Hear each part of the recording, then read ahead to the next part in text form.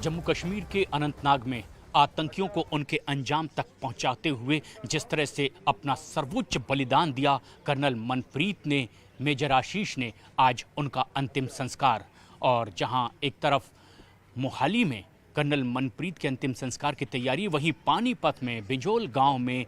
Major आशीष के अंतिम संस्कार की तैयारियां। गमगीन माहौल, लेकिन भारत माता की जय, वंदे मातरम के नारे लगते हुए और अब से कुछ ही देर में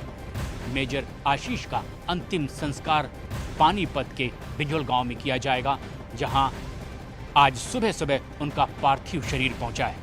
अनंतनाग में आतंकियों से लोहा लेते हुए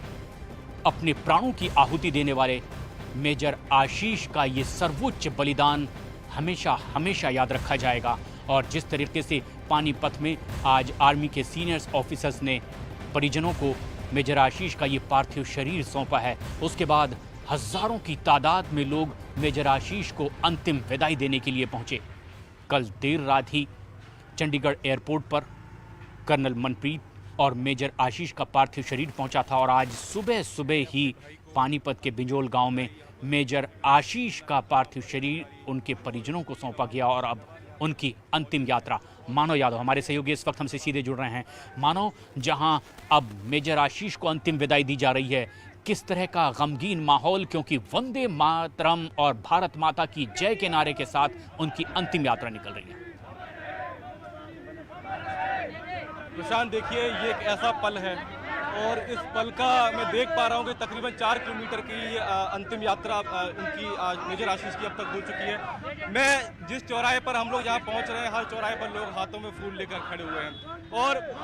अपने बेटे की अंतिम यात्रा में शरीक होना चाहते हैं। जानते नहीं है लेकिन फूल बरसा रहे हैं, हाथों में फूल है और शहादत का गर्व कहीं ना कहीं हर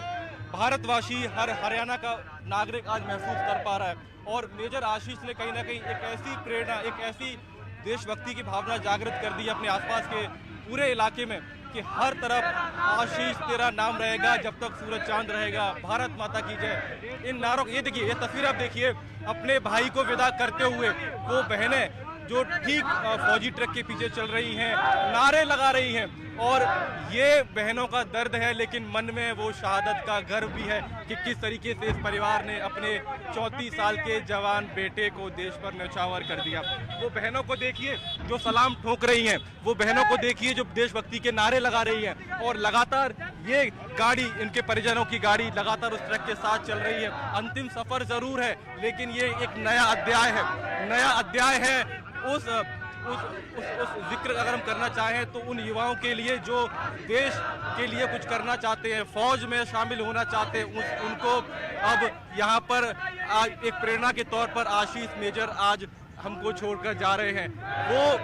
उन बहनों को मैं दिखाने की कोशिश कर रहा हूँ अपने कैमरे के जरिए, जो ये देखिए वो नारे लगा रही है, बिलक रही है, लेकिन उनको गर्व है अपने भाई को खोने पर, इस देश पर न्यौछावर करने के लिए। सेना के वो तमाम जवान जो अब तक उनके साथी फौज में थे, वो आज अंतिम सफर पर भी उनके साथी हैं, अंतिम सफर पर उनके साथ चल रहे हैं। और एक झंडा जो लगातार एक जवान के हाथ में आप फौजी ट्रक के ऊपर देख पा रहे हैं, वो झंडा लगातार शान से लहरा रहा है और उस झंडे के शान से लहराने के पीछे कहीं ना कहीं शहीद मेजर आशीष जैसे जवान हैं। वो माँ भारती के सपूत हैं जो बिना कुछ सोचे इस देश की भूमि के लिए, इस देश की मिट्टी के लिए कुर्बान होना चाहते हैं। वो लोग हैं जो आज सड़क पर हैं, कहीं ना कहीं उनके मन में ये देखिए भारत माता की ये नारे इस बात के गवाह हैं कि मेजर आशीष आप चले गए, आप अपने परिवार को छोड़ गए, लेकिन ये लोग, ये हम लोग आपके परिवार के साथ हमेशा खड़े हैं, हर दुख दर्द में खड़े हैं। और शायद यही संदेश पानीपत की जनता, हरियाणा की जनता, पूरे देश की जनता आज आशीष को देना चाहती है। आशीष को जाते जाते कहना चाहती है कि आप चले जाइए लेकिन आपके परिवार के साथ हम हमेशा डटे रहेंगे। और नम आंखों से अपने बेटे को विदाई यहाँ पर दी जा रही है। तकरीबन 5 किलोमीटर का ये आखिरी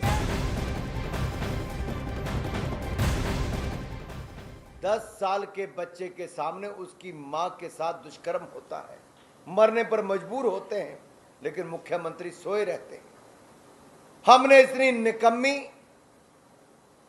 और इतनी सोई हुई सरकार शायद आजाद भारत में 75 वर्षों में कहीं नहीं देखी, जहां 2 लाख आपराधिक मुकदमे केवल महिला अपराध के दर्ज होते हों, 35,000 दुष्कर्म के मामले दर्ज होते हों, ऐसी गहलोत सरकार जहां महिलाओं की अस्मिता की